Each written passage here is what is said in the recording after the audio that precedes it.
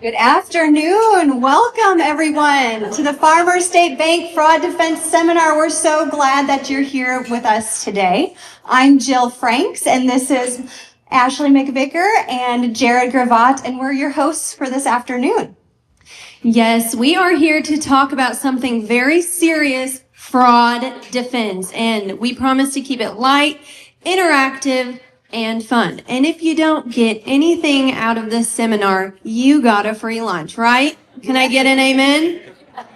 Okay, so I'm going to go all mega church pastor on you for a second and let you know that we have some Connect cards that are in front of you that I would love for you to fill out and then put in the green bucket as you leave. This is just going to show our team how they can support you when it comes to fraud prevention tools. Also, there is a password book in front of you as well, and that has some note pages on there if you want to take notes during the seminar today. Awesome. Now, before we dive in, we're going to do a little bit of an eye-opening activity together, okay? So, what's really great about this will really open your eyes and show you that you do need to sign up for the services that we offer on those Connect cards. So raise your hand if you have ever gotten a text message, let's say from UPS, that says your package delayed or anything like that. Let's see those hands. Everyone. Everybody. Okay. Do you know what that means? That means that your password, your phone number is leaked out on the dark web, which means there may be more things that you have, like passwords, that are also leaked out on the dark web. So, if you have an iPhone, go ahead and pull those out. We're going to do a little activity here. Do y'all have iPhones? Yeah. Maybe not everybody. We're going to do iPhones now. So go to settings. And then from settings, I want you to go to passwords. If you can find that. And then from passwords, I want you to click security recommendations. Now, right there, it's going to show you how many compromised passwords that you have. When I first did this, I had 195 compromised passwords that were leaked out on the dark web. Does anybody else have any notifications that you have some? Yeah, we have a few hands. Jill, how many did you have? I had 400. Yeah. Yes. So that's a great thing that iPhone can show you. Now, you need to get those passwords changed immediately, and you can do that through there. But that's kind of scary, right? Someone like me had 195 leaked passwords. So these services that we offer on that Connect card, be sure to fill that out. We want to connect with you on how you can stay secure. Okay. Does anybody have an Android? Pull that out, and I am so sorry. No, I'm kidding. We will see you after the webinar. The seminar. We can show you how to see if you have compromised passwords as well with your Android. So, all right. We are excited to get started. Are you guys ready? We have a great lineup of speakers today, and I am excited to introduce you to our first speaker. She has extensive experience in community outreach and education. Marcia Griffin is a senior community outreach liaison for the Office of the Illinois Attorney General in Carbondale. She joined the Attorney General's office 5 years ago and brings with her 13 years of experience in elementary education. She's here to share her insights on some of the most common scams she's seeing out there right now. Marcia will also give you a brief rundown on how the Attorney General's office can help if you or someone you know is a victim of a scam. Please join us in giving Marcia a warm welcome.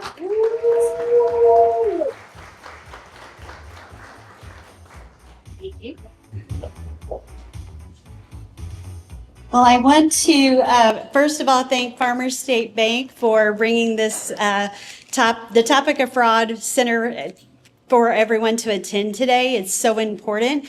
I did prepare a packet for everyone. You don't have to dig through your packet, but I just wanted to draw your attention to some of the resources that are in your packet.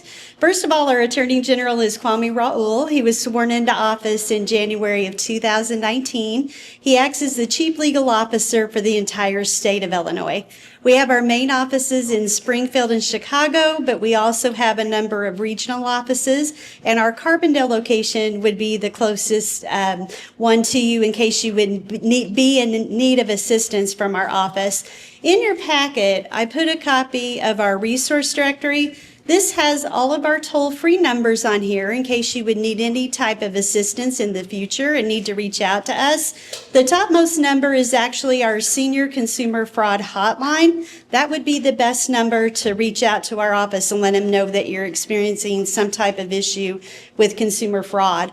Moreover, there are a lot of other state agency phone numbers listed inside and even some federal resources. So it's a good little resource just to be tucked away in a desk drawer in case you need it for future reference. Sometimes Illinoisans aren't always aware of all the services that are provided by the Attorney General. We actually have over 40 different divisions. We have a military and veterans rights division. We have student loan assistance in case people are experiencing problems there. I'm not going to go over all those various divisions, but if you wanted to learn more, our programs and services guide would give you a brief synopsis of the types of services that are available to you from our office. But I did want to dive in straight to consumer fraud. That's why we're all here today. There are some common scams that our office sees quite frequently. A couple of them that I wanted to mention are government imposter scams. Back when I was a fourth grade teacher, I came home from a hard day's work, and it was a very disturbing message on my home answering machine, and I bet you can relate to it. The caller said, "Marcia Griffin, this is Agent so-and-so with the IRS. You owe back taxes in the amount of," and it was several $1,000s. He went on to say, if this money is not wired right away, there will be a sheriff's deputy show up at your door and issue a warrant for your arrest. Now, back when I received this phone call, it wasn't as widely known as it is today. I was savvy enough to understand my husband and I were faithful about paying our taxes, but I thought to myself, what type of mistake did my tax preparer make that the IRS is wanting to have me arrested? I was savvy enough to realize I needed to reach out to local law enforcement, and that's actually the advice that I would give you all today if you encounter any of these scams, is to contact your local police department. Now, are they going to be able to apprehend and arrest these bad actors?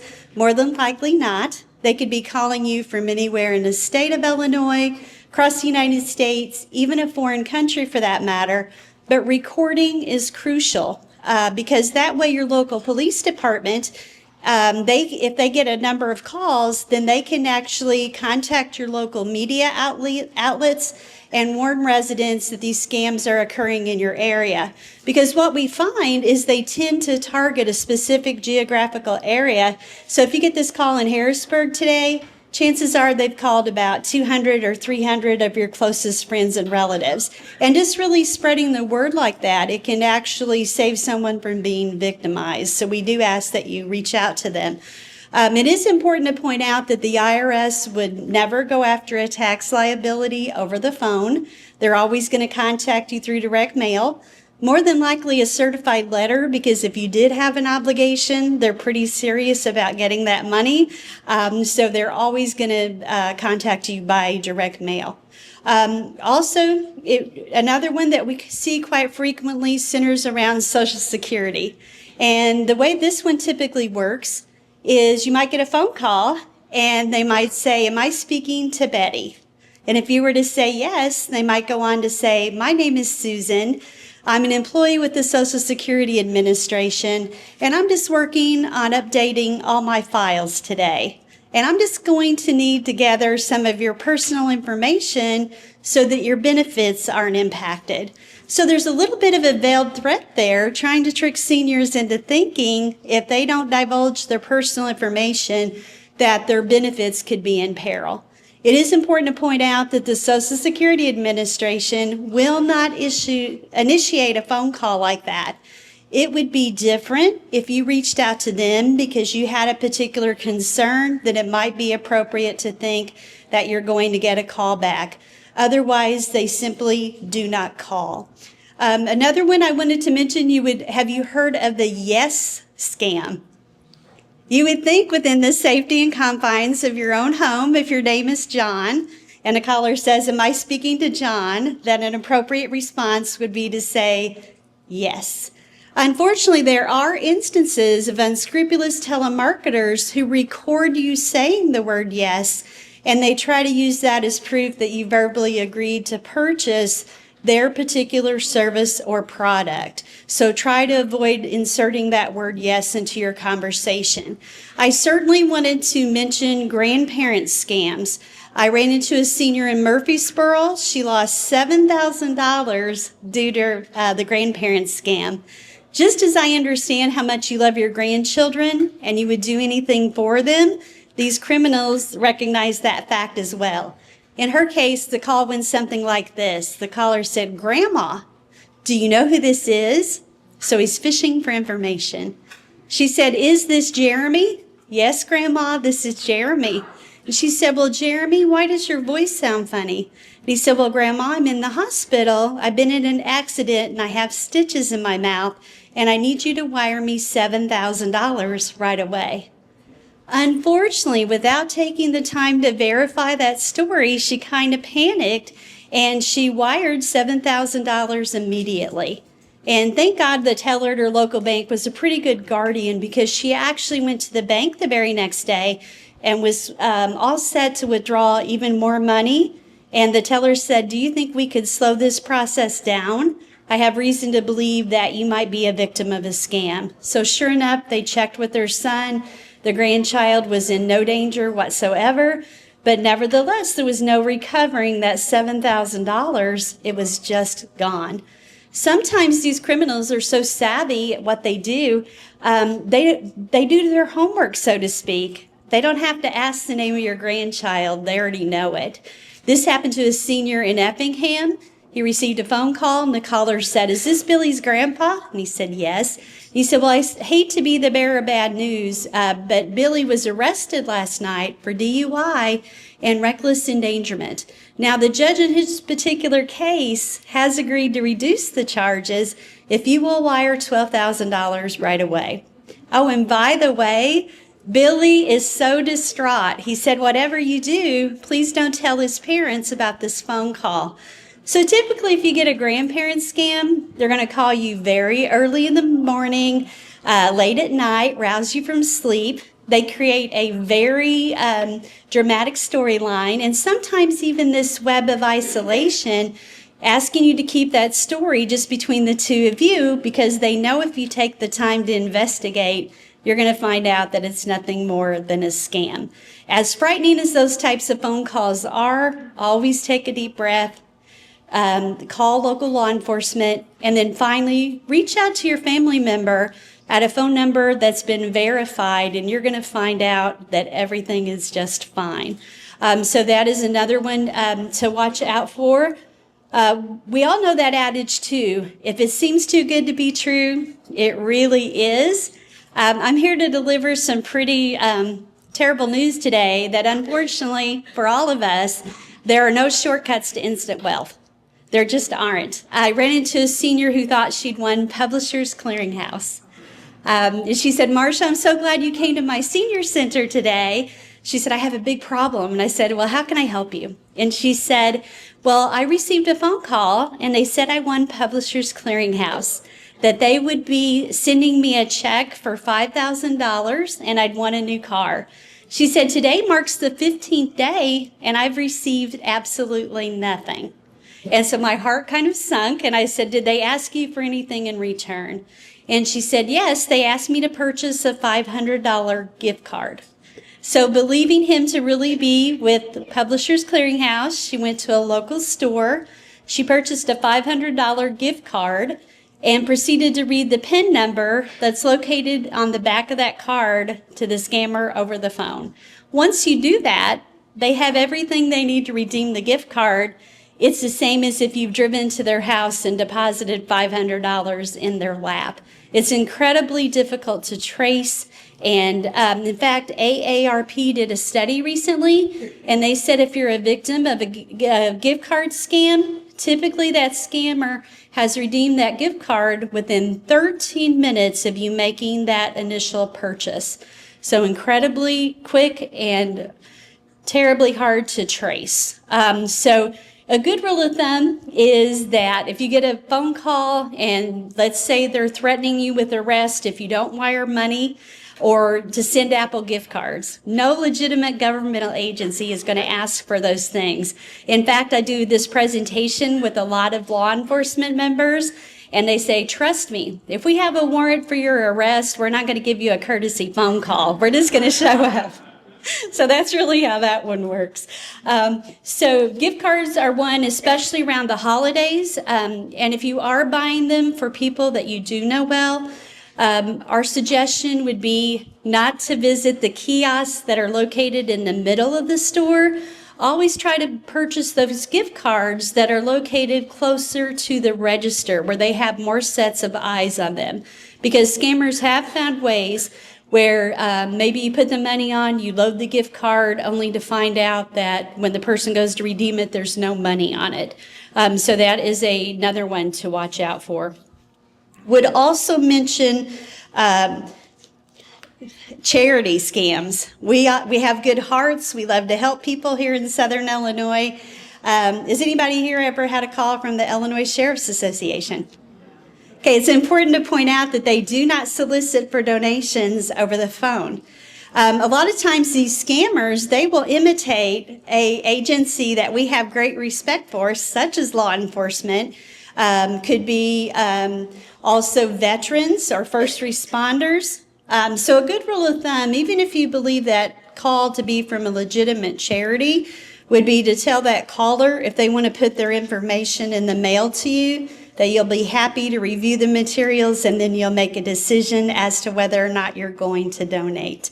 If they start using these high pressure tactics such as, oh, you don't understand, could you just put this on your credit card this evening? We're really behind in our goals and this would really help. If they start using those type of tactics, it's a really good indication that you're dealing with a scammer.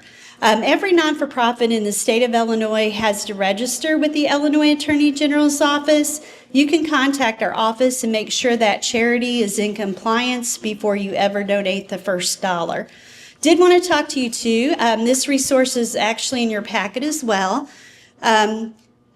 Legitimate telemarketers as well as scammers use technology that's called spoofing.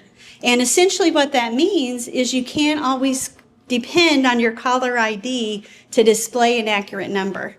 If I'm a crook and I'm trying to convince you that I'm with the IRS, if you were to trust your caller ID, it might actually display that 202 area code, which would be accurate, and trying to trick you into thinking that's where I'm located. So the best practice would be if you don't recognize the number, simply let it go to your home answering machine, let it go to your cell phone's voicemail, and there's a really good reason for doing so. If you do not answer, they don't have the assurance that that's an accurate number. And typically, probably in about 90 to 95% of those cases, if you don't bother to answer, they don't even leave a message, do they? They're looking for that one-on-one interaction. So one of the, there's also something called neighbor spoofing. Have you ever seen that familiar 618 area code pop up? You think to yourself, oh, it's a friend, it's a family member, I just forgot to store their number. Inevitably, you pick it up only to find out it's extended car warranties or something you have no interest in. So they know that there's more likelihood we're going to pick up if we see that 618 area code. So one of the resources I put in your packet are the instructions for registering with the Do Not Call registry. And if you're not groaning outwardly, you probably are inwardly. I did that years ago, and it doesn't work. And you'd be justified in that thinking. But about 4 or 5 years ago, Congress enacted what's called the TRACE Act, and it gives the Federal Trade Commission more authority to go after legitimate telemarketers who are violating those rules. You can register up to 3 different phone numbers, including your cell phone number. It takes less than a minute, and you can also register your email to cut down on the amount of spam and junk emails that you receive. It takes 30 days to activate your account, and then after that time, if you write those phone numbers down, You can you can report them directly to the Federal Trade Commission. They can write cease and desist letters, and there are companies who have been fined millions of dollars for violating those rules. I did it about 3 years ago on my cell phone, and it has helped a great deal. So all that information is in your packet. Also wanted to mention identity theft. In 2006, the Attorney General established the first of its kind, and that's our identity theft hotline. If you or someone you know has been a victim of identity theft, it can take months or even years to recover from that experience. We have advocates who are there Monday through Friday, 8:45 until 4:45. They would help you fill out police reports, complete all the affidavits that credit card companies will require to prove that fraud was committed. There's also some tools in here where if you have active credit cards, you can put a security freeze on your credit report itself. Doesn't inhibit your ability to use your charge cards the same way that you've always done.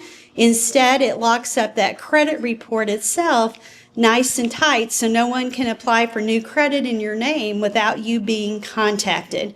Also, according to federal law, you're entitled to a copy of your free credit report every single year from all three of those agencies.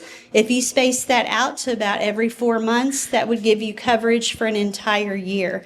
And it is worthwhile to scour through those credit reports. I did that myself, and I found erroneous listings on me that was from a different Marsha Griffin. So it does take some time, but that's worthwhile to get those things that are in error off of your credit report.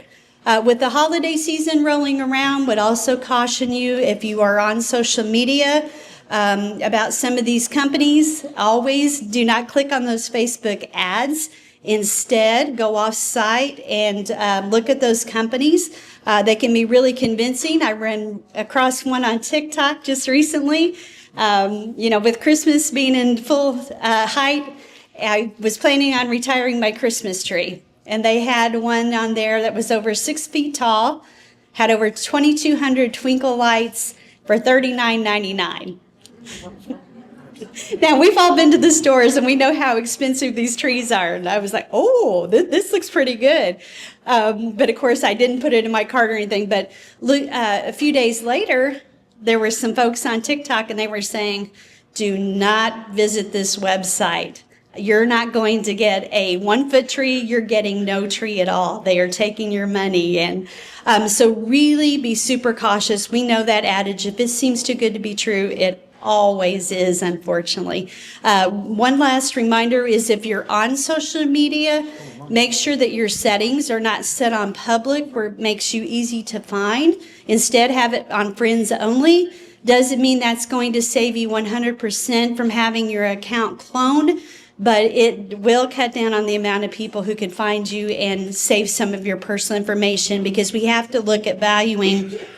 We have to come to the mindset that our personal information is valuable.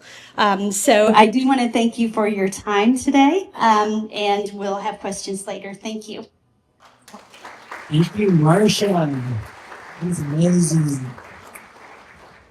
I don't know about you guys, but I get about 1,000 spam calls every day, so I'm definitely going to be signing up for that service. Her packet is priceless. The contact information in that is priceless. Yeah, thank you so much, Marsha. It was amazing. So you've got the FSB marketing crew up here, and what better way to make this fun than bring a fun skit to it? So one common scam we see happening all the time to people is when fraudsters call you acting like they're somebody from your bank trying to fish for personal information. We're going to show you what this looks like and why you should never fall for it. So, picture this. You're at home relaxing. It's 6 o'clock at night. You just finished dinner. You put the dishes up, and let's see what's happening. Doug, cue the music. That's what makes this fun. Ring, ring, ring. Hello. Hi, is this Ashley? Yes, who is this? Ashley, this is Jared with Farmer State Bank. Hey, I am calling to let you know we have noticed some pretty suspicious activity on your bank accounts. which is fraudulent. And so we're going to have to freeze your bank accounts if you don't give me your username and password immediately. Oh my gosh, I have to go Christmas shopping this week and I cannot have my accounts frozen. Yes, let me give you my username and password. Wait a second. Shouldn't you have that information? You are my bank.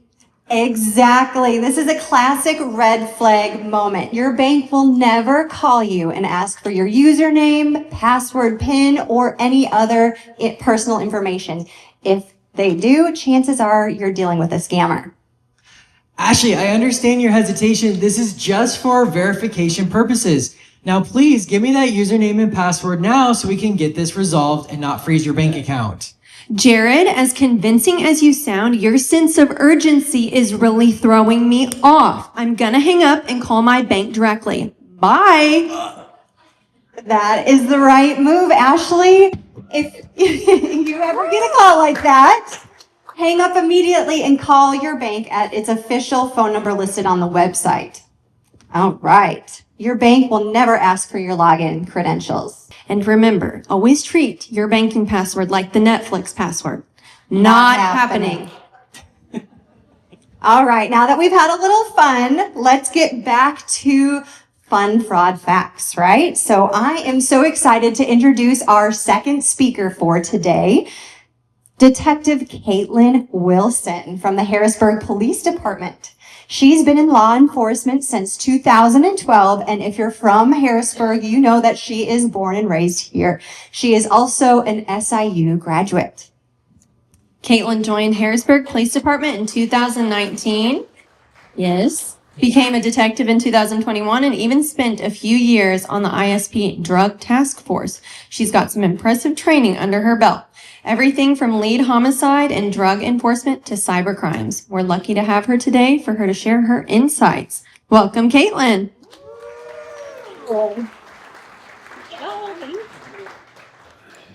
Hi, everyone. Again, I'm Caitlin Wilson with the Harrisburg Police Department. People don't think that identity theft and forgery happen in like a small town, but it does. And no one feels like they were going to be falling victim of it because you kind of feel stupid if you do or embarrassed if you do. I have personally fallen for it. 6 months ago, who got the SunPass text? Like you paid a toll through SunPass on Florida. I had just visited Florida and went through a SunPass. So I got on there and I was like, oh crap, I gotta hurry up and pay this. Little did I know it was a scam. So I got scammed. Luckily, I noticed it quickly and took the necessary steps. I checked my credit score. I called my bank and did those necessary steps to make sure that it didn't proceed through. And then also, if you call SunPass directly, it says, hey, there's a scam out there. So I should have done that before. But like I said, these scammers, it's called a scare tactic scam. Like she said earlier, they are very urgent with things. They make you afraid. Who thinks that the FBI wants gift cards for their warrants? You know, nobody does. We had a gentleman come up to the department. He had spent $5,000 in Nike gift cards at Kroger. And after he did it, he kind of was like, okay, I should go talk to local law enforcement. So he did, and he came up there. I told him it was a scam, to keep the gift cards, maybe try to go back to Kroger and see if they'll reimburse you, or call Nike and see if they can reimburse you. If not, everyone's pretty much getting Nike gift cards for Christmas and their birthdays. So he was like, okay, and he left. They kept calling him and calling him. So he came up there the second time, and I said, sir, there is not a warrant for your arrest. You're not going to be under arrest. It's okay. He was like, okay, are you sure? They keep calling me. I said, yes. So he leaves, comes back a third time, and freaking out, like, they're still calling me, they're saying warrant. So to the point to where one of the other detectives in town, he works along with the FBI, I had to call him up there and say, hey, can you tell him that there's not a FBI warrant? But he was so scared that he was going to leave our police department and be arrested with the FBI because he didn't send the Nike gift cards. So I know a lot of people don't like to talk about it. I was kind of hesitant to bring it out, but it is something that is brought up. The scammer will threaten you guys with child pornography on your computers. They will say that they either placed it on there or that it is on there. And for this amount of money, it will cost you, so many thousands of dollars to get it removed so you don't get in trouble. Know that that is a scam. And if someone does threaten you with child pornography on your computer or on your cell phone, call us immediately and we can tell you that it's a scam. I know she hit on a family member sick and in the hospital. We also get, hey, your grandson or your son or your daughter's in jail and they need money to get out. So that's another one that we fall under. And another one is companionship. I call it the companionship scam. I don't know if it really has a true name to it or not, but it's the one that I have a lady, she met a guy overseas, and man, for the last 3 years, he's been really trying to get to America, right? He loves her. He texts her all day, every day. She's lonely. She told me she's just, a lonely widow at home and has nobody to talk to, but he calls her every day, checks on her, texts her constantly, and she likes that companionship that he gets from her. So she has lost her car over it and about to lose her house. I spent a whole month working with her, stopping by her house periodically throughout the month to try to convince her to quit sending this guy money, that he wasn't going to be coming over, he wasn't coming back to the United States, and that he basically was scamming her out of thousands of dollars. So they'll talk to you, they'll become your friend, maybe your boyfriend or girlfriend, and then they'll start asking you for money. They'll maybe say that their family member's sick and needs money. I had one guy say that his family member was diabetic and needed money for insulin. So a guy was sending money. And I just had a lady recently call. It was kind of like a blackmail scam, kind of falls under the companionship one. She had sent him a picture of herself unclothed. And he then turned around and was like, well, I'm going to send it to your family if you don't send me money. So just be careful who you're messaging. Be aware of who you're messaging. We have heard and seen everything. I have heard and seen everything in the 12 years of law enforcement. Don't be embarrassed when you come up and talk to us. We've seen the worst of the worst, to the not so not. So if you send a naked photo to somebody and they're trying to blackmail you, it's okay. You're not the only one. So I promise I won't ask you to see it. So you're safe with me there, but I'll just kind of tell you what you guys can and can't do. So then there, like she had hit on a little bit, if it's too good to be true, it is. We get the grant scams, like, hey, you get a grant, but we need you to pay $2,500 in taxes on it. So go ahead and spend us that $2,500 in taxes, or you won a car, but you have to pay taxes on it. So go ahead and send us some money. And then the biggest one here recently was a Microsoft scam. Does anybody have like desktop computers or laptops at their house? So my dad called me a couple weeks ago panicking, and I could hear in the background like this huge loud alarm. And I'm like, Dad, what is that? And he's like, my computer. Well, of course, he's like on Facebook clicking on everything. And I'm like, quit clicking, So he had clicked a phishing email or phishing pop-up ad. And at that point in time, they were able to access his computer. And so I got there, and me knowing that it was a scam, I told him, don't click on anything, don't call any number. So I went over to the house, and it took me a good while to get it cleared off of the browser, to the point where I almost had to call one of our sergeants who kind of does IT work for us, because I could not get it off. It was just frozen on there. And then you have this huge loud alarm, which is very intimidating. So then what do? You call the number that's on the screen to get it off of your computer, right? Do not do that. I end up having to right click the mouse and closing out the window, and then it went away. But that's what they do. They make it intimidating, very loud, and you're scared and you don't know what's going on. So it says, call Microsoft support. Will you do? It's not Microsoft support. If anything, get on your phone, Google Microsoft support, or just call us. We're here 24 hours, 7 days a week. We get phone calls for way less. Someone's cat's in someone else's yard. You know what I mean? So you're fine with calling us for something, because I'd rather save your money than shoo a cat out of someone's yard. So,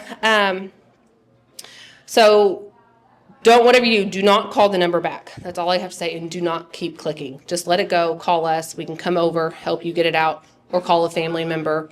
Or I'm sure if you could reach out to anybody in Farmers, I'm sure they'd be willing to help you out as well. I just recently had one. Has anybody heard of the Bitcoin scam that's going on? Bitcoin is new. It's big. I guess it's turning into our new currency, whatever. I don't think so. But I knew about the Bitcoin scam. And so the other day I was walking into Mach 1 gas station, getting ready to get off work, grab me a drink to go. And I look over and I see an elderly couple at the Bitcoin kiosk. So they have them in gas stations now, kind of like an ATM. And he's kneeling down. And I used to work at a bank, so I remember what 1,000 straps looked like. Like if you get like a, however much $1,000 from your bank, they left the strap on there. And there's like probably 10 laying in the floor, and he's just feeding the machine $100 bills. And I'm like, oh my gosh, I bet he's getting scammed. So what did I do? I walked over, and people are they don't want to tell you what they're doing with their money, and I get that.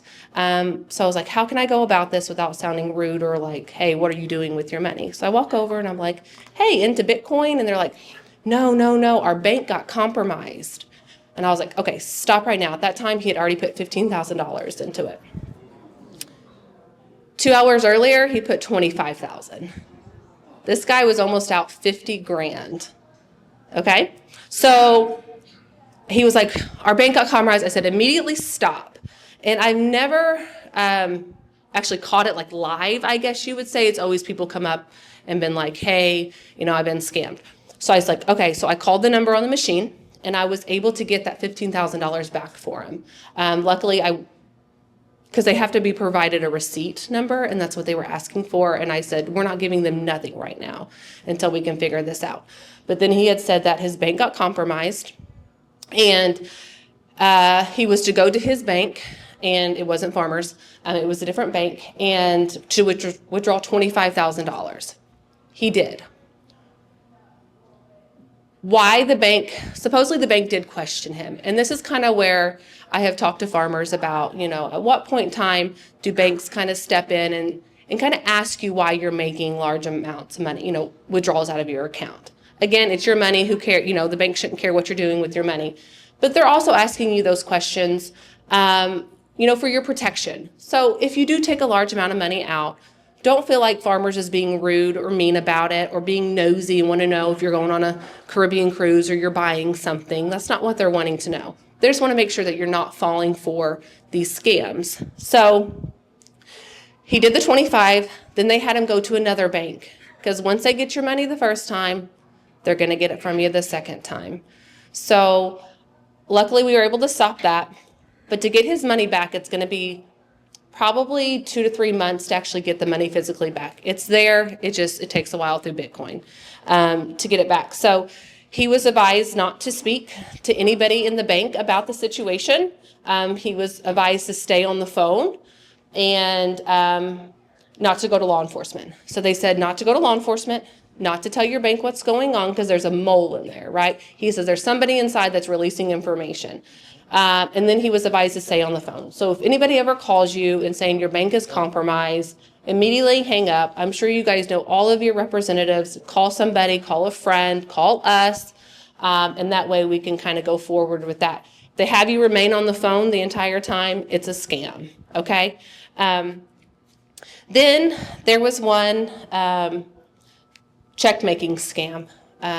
We get a call from Farmers that there was a fraudulent check being passed through the drive-through. So we show up, we talk to the people inside the car. It was a male and a female, and end up, I think the male, someone either had a warrant or they passed a fraudulent check with a fake ID, and we arrested them. So within that, we did a search of their vehicle, and in the back of their SUV was enough paper, printing machines, checks, fake social security cards, and IDs for me to make everyone in this room a fake ID, social security card, and checks. So they end up being charged here as well as Indiana, but they had everything where they could have just pulled over in Walmart, stole someone's account information and made checks, and then printed them out there in their back seat of their car, and then take it up to whatever bank that they want to take it to and cash it. It's that easy. So I ask you guys, especially your ladies and gentlemen, not to keep your social security card in your purse. Try not to keep your bank, like if you have your account number like on a card, try not to keep it in your purse. Because recently Marion had smash and grabs where they would break into windows of cars and steal women's purses. And then now they have your driver's license, your social security card, and all of your bank card. And then they're making checks with those in their name and then going around and cashing them. So I know we want to keep everything on us, but don't do it.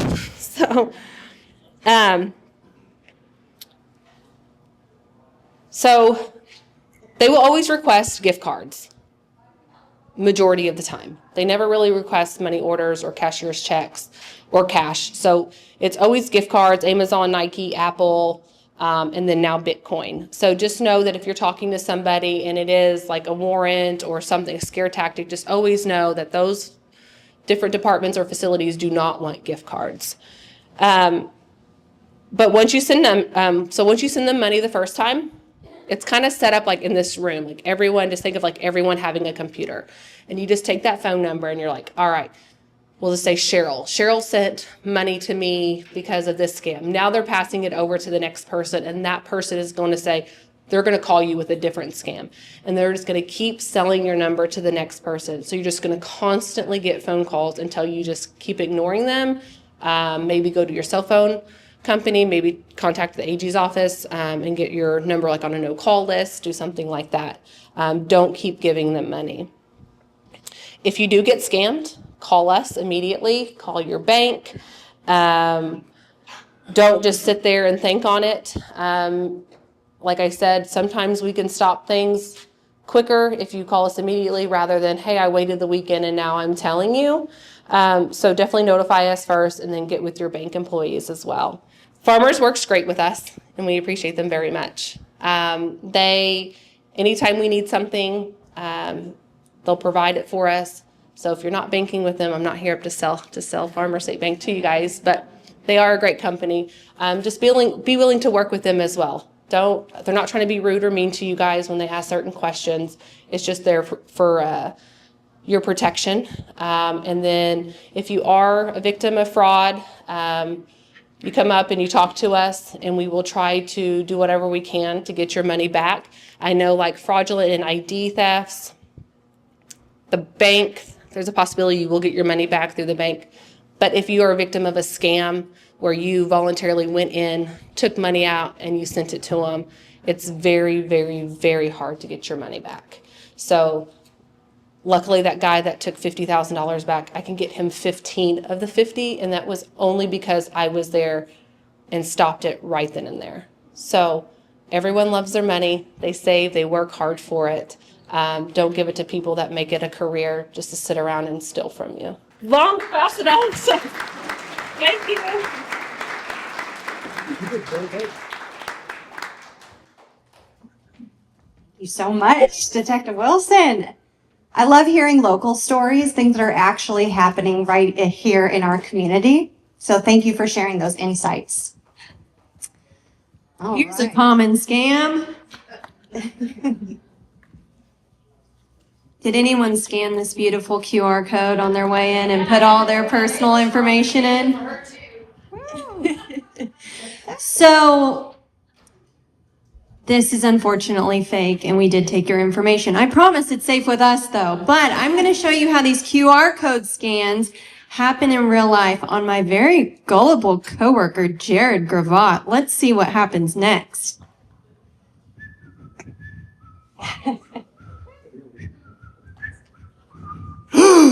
Enter to win $10,000. Oh my gosh, this is gonna be my lucky day. I was literally just journaling this morning about how I could really use $10,000. So I'm just gonna scan this QR code and enter in my bank account username and password so they can deposit the $10,000 into my account. My mother's maiden name, social security number, and PIN, and done. I'm gonna be rich. This is way too good to be true. Check, check, check, and check. Now that I have all of Jared's personal information, I can hack into his bank account, start P2Ping myself some cold hard cash. So let's get in here. I'm in, here I go, and insufficient funds. Wow. Great. Wrong person to scam. We get it. QR codes are everywhere, from menus to parking meters. They're everywhere. But if you see something like this offering something of value, chances are it's a scam. Yes, and while we won't be giving out $10,000 today, we have given you a priceless lesson. Do not scan random QR codes unless you know exactly where they are coming from. Better be safe than scammed. Wait, so there's no $10,000 prize? No, Jared. No. No. Sorry, Darren. All right. Now that we're all a little more knowledgeable about our QR code safety, it's time to introduce our fraud defense panel from Farmers State Bank. So these are the people that work tirelessly behind the scenes protecting your accounts, and they're going to share their wisdom with you today. So first up, we have Troy Graham from Electronic Banking. He is here to discuss the ins and outs of electronic fraud and how we work to protect your transactions. Next up, we have Doug Williams with our IT department. Doug handles the cybersecurity side of things at the bank, and he protects your accounts and keeps them secure from fraudsters. And finally, we have the president of retail banking, Christine Hankins, and she is going to share all the latest trends that she's seeing inside our bank when it comes to fraud. So thanks for being here, guys. Let's give them a round of applause. All right. So first up, we have Troy in electronic banking. Troy, what are some of the common things you are seeing in electronic banking right now in terms of tactics, fraud, and how can customers protect themselves? One of the first things that we see a lot of is debit card fraud. So with that, we're in the season, of course, of buying a bunch of Christmas presents. Most of us are going online to shop, places like Amazon and those secured sites like that. They have a pretty good security system, but it's not perfect, of course. So a couple ways that you can kind of protect yourself is you can use Apple Pay or Samsung Pay. And if you don't know what that is, what it does is it lets you use your actual debit card number, but it masks the card number. So if a fraudster or somebody gets that card information, it's not your actual card number, so you're not actually compromised. It gets a generic one. So anytime you can use that, I would use it. You can do tap to pay at places like Target, Kroger. So anytime you can use that, I would, because it's not your actual card number. So you can also use a credit card. That way, if that card gets hacked or something, it's not your actual debit card, so you're not actually out any money in your bank account. And why the bank it can take up to 10 business days for the bank to do its investigation on your debit card and on the fraud or scam. So with that, you're not out any money for the 10 business days or however long that takes. So with the credit card, it's a little bit more secure. Also, if you have a kid or a grandson, or you yourself play video games or anything, Xbox, PlayStation, PCs, anything like that, if we put our debit card number on there, first of all, kids can accidentally buy things. So they can buy new games, they can buy, all the little things for their characters. So if we use a Visa gift card, and like we mentioned earlier, go up to the front counter or something where their eyes have been on it, you can go up there and you can get one, and then put that on the PlayStation, Xbox, or PC. And that way they can only use so much money. And if that gets hacked or compromised, there's no extra money coming out. It'll be stopped right away. So that's a good way just to kind of, if you're, doing anything for your kids or grandkids, you can do that. The biggest thing you can do to protect and watch out for yourself is to sign up for online banking and check that every single day. Couple times a day. Do it as much as you want. Sign on. It's easy and free. But get on there, check it. If there's any type of activity that you don't recognize, you can go on there and turn off your debit card. You can turn on custom alerts where you can get emails. You can also turn on alerts for your cell phone to get text messages. That way, if anything does happen and you get a text and you're like, I didn't do that, you can go directly to your online banking and turn off your debit card right away and stop that as soon as you possibly can. So those are a lot of different ways you can do that. And of course, we can always help you set that up. That's great. I think loading a debit card, or I'm sorry, a gift card or a Visa card is so smart because the kids get a hold of that and Oh, yeah. all of a sudden your bank accounts. You're not wrecking those charges. Thank you, Troy. Oh yeah, and so of course that's probably not fraud, but it's still Right. helping you guys out. Yes. So that's just a fun little thing. And then the last thing I kind of want to go over that we see is wire fraud. And I know that we've kind of mentioned this before and it's been talked about, but we will ask you questions about where your wire's going and why you're sending it, that kind of stuff. And that's, again, not to get in your personal business, but we've seen wire fraud even at our small little bank. We've seen plenty of wire fraud. So when we ask those questions, we just want to make sure that it seems legit. But when if you're a business or even just an individual, you might get an email with, hey, here's the wiring instructions. Emails can get hacked, and that's, again, happened here. They will go in, they'll change the account information and the account number, and they'll put on their own account number. That way you send it. With wires, they're guaranteed funds. So when that money goes, it's gone.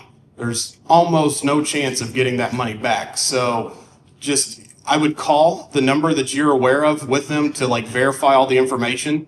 So call a number not the number that's in the email, because again, that could be fraudulent. So call a number talk to someone make sure that the account number is correct, make sure that all the information is correct and everything's legit before you send it. Because again, it's almost impossible to get that money back. So, but thank you guys. Thank you, Troy. So Doug, cybersecurity is a huge part of protecting our customers. What are basic security practices everyone in here should follow to protect their accounts? Yeah. Well, first of all, I want to apologize for the lack of sound. No one notices a problem, a sound guy, unless there's problems. So, but one of the biggest things that we can do with protecting our stuff is passwords. Is one of the biggest. Making sure that they're unique and long enough.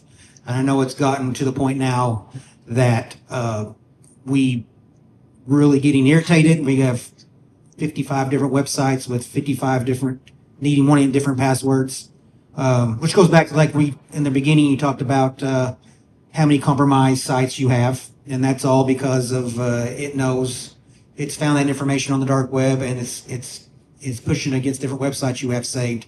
And so a lot of times we use the same password for a lot of different sites, and that's what the crooks know that, and they go and they will go and test that against every website they believe that you may be on. So at the bank we require 14 character passwords.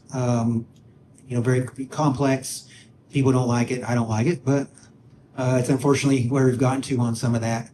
I think so. That really gets to where the industry's going, in where we're going to start seeing passkeys now, which basically takes you have to remember a password out of it. So the website will keep half of a key. Your device will keep the other half of the key, and then you will verify with either facial recognition or a PIN. Or some other device on that. So you're starting to see that a lot more now. A lot of your bigger Samsung, Apple is starting to push that, and you're starting to see it on a lot of websites now. So I think that will be the future. We really want to get to a passwordless state in the world, and I think that's probably one way to do it. And the other thing that's big is 2FA or multi-factor authentication. You get that text, you get that either that authenticator app. Once again, it's an extra step, and sometimes it is a pain. But that's once again to just make sure that you are you. So it's getting to the point now. Started out with text messages, that was getting compromised. They can hijack your SIM card, pretend to be your phone. They can, then we started going to multi-factor apps. They can start, doing that to where they give you what they call two-factor fatigue. although you start getting, do you approve this sign in or whatever, so then we start doing different numbers now on there. So it is a cat and mouse game on that, but we implement the two numbers that you have to verify that you match the numbers on the screen. So also we talked about a good thing is password managers.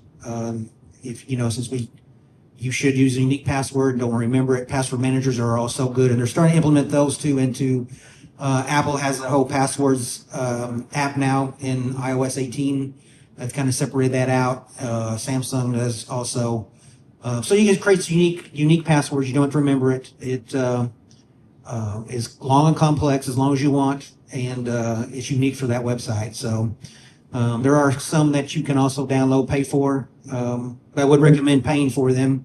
I've told a story about our colleague that used a free one. She had it for a few years, and Apple updated, but the app did not. And Apple is very strict on what they allow on the App Store. So she, unfortunately, after 2 or 3 years of password saving, lost all of her passwords because the app was a cheap free one. So just be mindful of that. So That's good. Do you have any that you would recommend, any of those password keepers? I mean, Apple's obviously good. It'll keep it for you. You don't have to remember. Is there any other? yeah, it depends if you're using a lot on your phone or one PC or one MacBook. Something like that's pretty nice. If you're wanting to go through different devices, something like LastPass is a good one, or Bitwarden is what we use at the bank. And there's like 1Password is another one. You probably see them on the. I apologize. You probably see them on the bigger ones on probably the most reviews.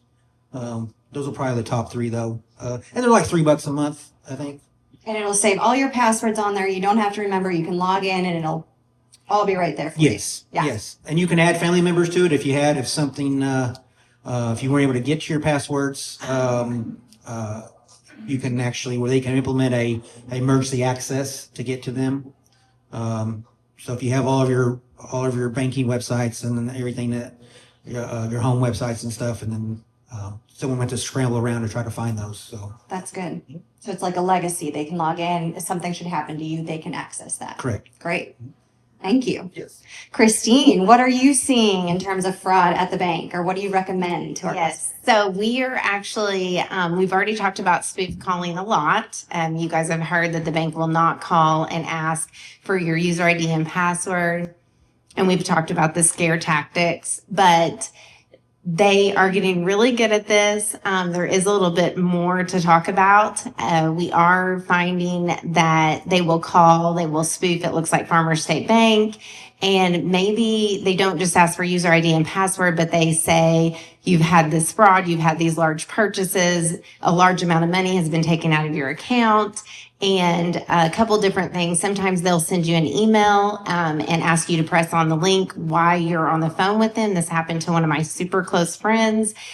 She actually started to do it and said, wait, like my friend works at Farmers, I'm going to call her, and she banks with us. But she said it was so real.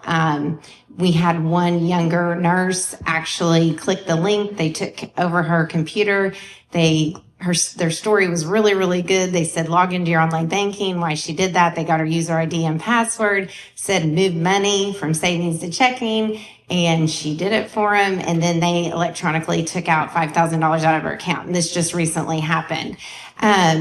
So again, they scare you. They make you nervous. It happened to me last year at Christmas. I got a call from my credit card. They knew everything about me. It was Chase Credit Card Services. Super nice person asking me how my Christmas was, and just like a normal conversation, said I had charges from Best Buy and Walmart that were like $500 and $600. I had fraud on my credit card. Okay. I still continued to talk to them because I did think it was my credit card.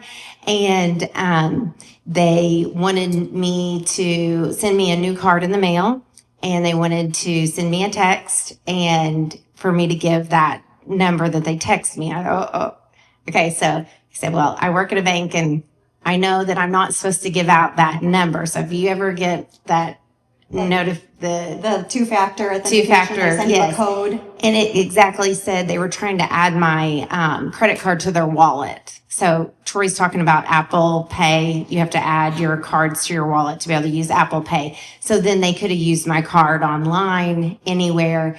I said, I'm going to let you go. I mean, she proceeded to talk to me about Christmas, and very, very believable. I hung up and called the phone number on the back of my credit card. I, in fact, did not have any unauthorized purchases with Best Buy or Walmart, but I told my credit card, they knew everything about me, knew my address, knew my 16-digit card. They knew everything about me. So I said, go ahead and close that card and send me a new 16-digit number. But honestly, if I didn't work at the bank, it was so believable, I probably would have fallen for it. So just because they have a sense of urgency. So we also in Marion have had a lot of people just recently where the Marion police number shows up on their caller ID and they're acting like the police. And we've talked about this already with Caitlin. So it is happening all the time, the spoofing numbers. So be really careful of that. Other things like just check fraud, we did talk about that. We love at Farmers State Bank, if you want to come in and make an appointment with us, to sit down with you and help you just learn how to pay things electronically. The writing checks anymore, you're giving out your account number and routing number. And so that's just sharing your information, and that's where people can recreate your check. They can automatically take money out of it. So we really like you to pay anything electronically that you can. There's so many different avenues, not only bill pay and P2P, but we offer external transfers and other ways. For small businesses, we can help set up ACH and do one-on-one with you. So we've really covered a lot of the fraud today. Your Connect cards that are on your right in front of you where you can put in your name. There's also a lot of things that we can talk to you about. We've had a lot of people, if you need help running that credit report, that free annual one once a year, we'd be happy to help you do that. So if you want to mark anything that's you're interested in on that, we'd love to give you a phone call and have a one-on-one appointment with you. Also, we've done helped a lot of customers put credit freezes on their accounts. So because your information gets compromised, maybe SIH was a big one. They just sent out to, I think, everybody in Southern Illinois, that if your social security number was compromised, we can help you put credit freezes on. So we really just want to. On that credit freeze too, some of those you have to actually go find it because they will automatically want to give you to where you pay the $20 a month. Right. It's going to do a credit freeze. They can't, I think by law, but they hide it. Right. So you can do a credit freeze for free on all three Yes. if you got to find it. So we have a little pamphlet on that, but we can sit down with you. You always want to go make sure you're going to the credit bureaus themselves. And then they in themselves also offer a lot of paid things, but there's a lot of things that are absolutely free. And so you don't need to be if you're putting in your credit card, you're not getting a free item. So we can sit down and help you with that. The password books that are also on your tables, if you don't want to use a password manager that Doug talked about, that is okay to do. Just do not leave it in your purse. Do not leave it in your car. Under your keyboard, under your mouse pad. Yes, you have to lock it up in your safe at home. That's really what you should do. And then get it out when you want to pay your bills and do your things on your computer and then lock it back up. So it is okay to use, just make sure you keep it locked up. The purse situation, ladies, you cannot, we already talked about this with Caitlin. Marion had where they were stealing purses, but they said specifically those people were watching women that got out of cars that did not take a purse with them. And so those were the cars they were targeting. So wrap your purse on you and take it with you. But Awesome. Thank you guys. You're welcome. At this time, we'd love to invite our other experts back up here. We can have a Q&A session for the questions that you all might have. So thank you to our panelists, and let's invite our two others back up here, Martha and Caitlin. Anyone have a question? Yeah. Okay, that's okay. I'm listening. Yeah, good job, Lene. Oh, no, go ahead. Okay, so recently, I know the SIH thing, I got nothing in the mail. I've got about 4 of those recently, being like SIH, Fairfield Hospital, like different places that I have to give my information to. Yes. When something like that happens, is it advised to put a freeze on a credit report for like how long?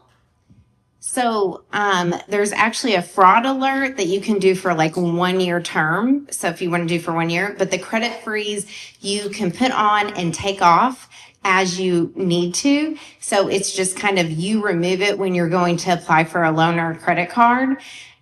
This will prevent somebody to not be able to get a loan or a credit card in your name.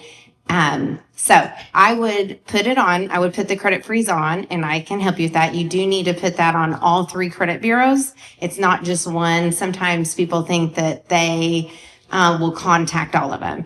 And then you just have to remember your username and password, because then they're really finicky, like to figure out how to remove it if you don't, because they got to verify who you are. But then you can, if you apply for a credit card or a loan, you would remove it and then put it back on.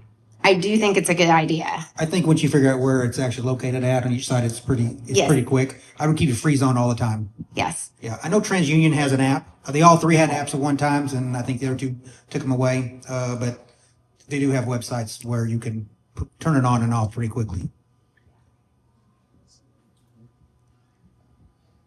My husband and I have an Airbnb, and we have anybody that knows about them, we don't get the money. It goes directly from Airbnb to the bank we have listed, which is Farmers Bank.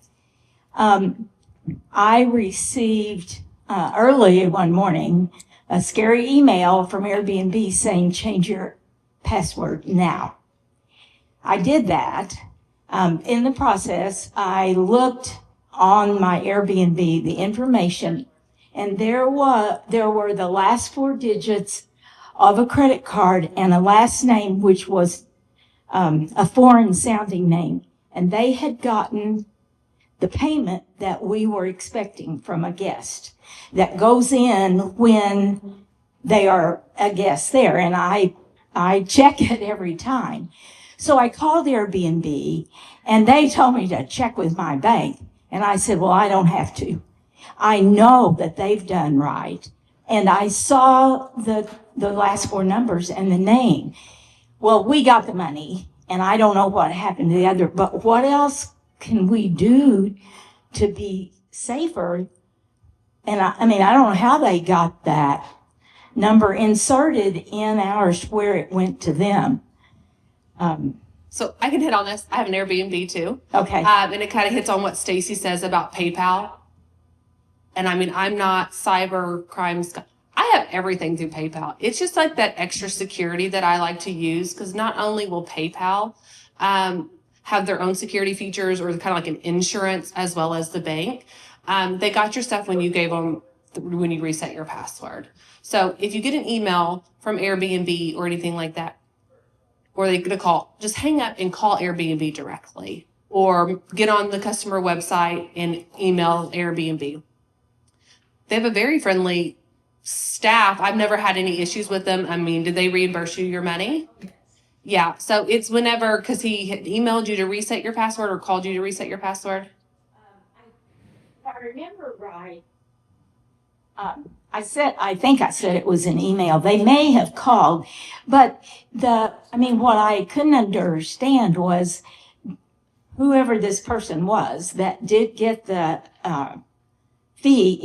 our rent first, had been able to get their credit card into our Because they were able to sign on to your account. Because like by resetting that password, either you must have clicked on a link to reset it, and when you did that, it's kind of what someone spoke to earlier, where they can actually access your computer and see every keystroke that you make. So most likely, then that's Yeah, they're really, really good at recreating websites. yes. The link is fraudulent, but the website looks just like Airbnb, but it's not. And so they're changing. a way to check emails, the website. Yeah, you can go to virustotal.com and check any URL if you copy Well, and paste it into, but make sure it- if it's. I mean, I could see it. It did go to someone else, and so I don't know how they were able to get into Airbnb, and yet the fault wasn't Farmers Bank either. You weren't involved, and actually we weren't either at that point. And so I don't know if I should be changing my password all the time. With AI now, they're doing I think an 8-character password. I think was roughly like 26 seconds to crack it, and now at 16 it takes like 900 years, I think. So right now, years versus 60 seconds to crack a password. with AI, yeah. Yeah. And if you're wondering, like, is my password strong enough, or how long would it take? There's actually a website. It's like howstrongismypassword.com. I don't know, something like that. You can Google it. I can't think of it on top of my head. But you can type in your password and it will tell you how many seconds and minutes, a days, hours, years, or whatever. Because I did it with mine. So, can I hit on something really quick that Christine talked about earlier with the checks? Putting checks in the mail. That's another thing we're seeing is if you're putting a check, yes, you're already giving them your account number and your routing number. So what are they doing? They're making their own checks. Okay. So Farmers had a customer come in. The check was out of Marion. He lived in Cambria. One of the tellers was like, why are they coming all the way to Harrisburg to cash this check? I'm going to call. So she called the owner of the check and he says, absolutely not. This person shouldn't have a check. So with that being said, I don't know if you guys know, but everyone's hiring everyone these days. Okay. The postal office is hiring anybody and everyone. We just recently had a what are they called? Not like a postmaster, but like whoever delivers your mailman. Yeah. She was a mail woman, in Saline County stealing people's mails. So she was pulling over and going through everyone's mail, taking out what she can, credit cards, checks, taking pictures of them, making her own checks. So once it's 2024, people are not honest anymore, even in our postal service. So try not to send checks. If you do, track them, please. If I'm sending Christine a check, in a couple days, hey, have you received my check? No, I haven't. Okay, I'll call you back in a couple days. If not, go to the bank, put a stop on it. It might cost you a couple dollars to do it, but it's well worth it. As well as credit cards. I just requested a new credit card because I did the SunPass, and I said, how long will it take? They said, a few days. So a few days had passed. I hadn't got it. So I called Capital One back and I said, go ahead and freeze it and send me another one. So keep track of all of your stuff that you're sending out and make sure, check your bank statements and say, hey, I sent this check a week ago and it's still not being cashed. And also with that too, with our bill pay, whenever you send your payment, it'll either do it electronically or it'll send a check. And that'll all be dependent on how the payee receives that. If it does send a check, it's not your actual bank information. It's a check number and everything that they've created. So your account number isn't in jeopardy if it gets lost or if someone steals the check. So you're just a little bit more safer that way. And one more thing to touch on the Airbnb. If they do call you, probably just give a reason to hang up and then call the number that's listed. So that's all spoofing. And one other thing that we didn't touch on was just AI, and you mentioned it. They can your voice is everywhere. My voice is because Farmers State Bank, podcasts, there's so many ways. So your children, your grandchildren, they can sound like them over the phone. So one thing we talked about is if you have like a family password. So I have a daughter that's in college. If she calls and says, I'm in trouble and I need $5,000 wired, and it sounds like her, we could have like a family password that we say, okay, what's the password before I send this money? That sounds crazy, but AI can make your family members sound like them. They know everything about them because of social media. And so it's just getting scary. So, or hang up and call that person's phone number that is a true phone number. Other questions? Yeah. What about autopay on your bills? How safe is autopay? I think auto pay is safe.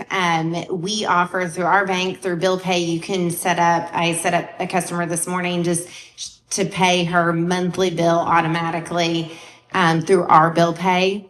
But I think auto pay is safe, a lot safer than writing a check. Both are safe. Farmers, you just have that ability to cancel it, edit it, change it at any time in your app. So it's more convenient, in my opinion, than calling somebody and having them cancel it. Both are a lot safer than writing a check. In some places like Verizon, they will offer a discount to do auto pay. So I think that's very safe. Any more questions? I had another, speaking of the Postal Service, a really big thing right now is what I believe it's called a ghost key. It's a key that the Postal Service has that can open any box in a area. So they're really, and especially the big areas, same thing. They sell those for a lot of money. And speaking of people, they hire people, they steal them, they sell them. And then they go on the dark web and they just go and open up mailboxes all over and then sell a whole pile of mail. They even open it. They'll sell a pile of mail for so much money and ship it. And you would get what you get is like a surprise. So, yeah, it's, I know, keep mindful of what checks you write and what you send, but I know sometimes it's as slow as they are right now. It's, I'm not sure, but. Awesome. Well, thank you guys for being here, and thank you all for coming to this event and sharing your lunch hour with us. We hope you at least walked away with some sort of piece of valuable information that you can apply or walk out today with. Please don't forget those Connect cards in front of you. Put them in the green bucket when you leave. And if you want to hang out after this, our team and the experts will be here to talk to you individually to make sure you feel confident and safe. Yes, we're so fortunate as a bank to have so many amazing resources to help protect you guys. So please take advantage of those. Thank you guys again so much for coming. Please stay safe out there and don't hesitate to contact us. We're here to help you. Have a great day. Thank you.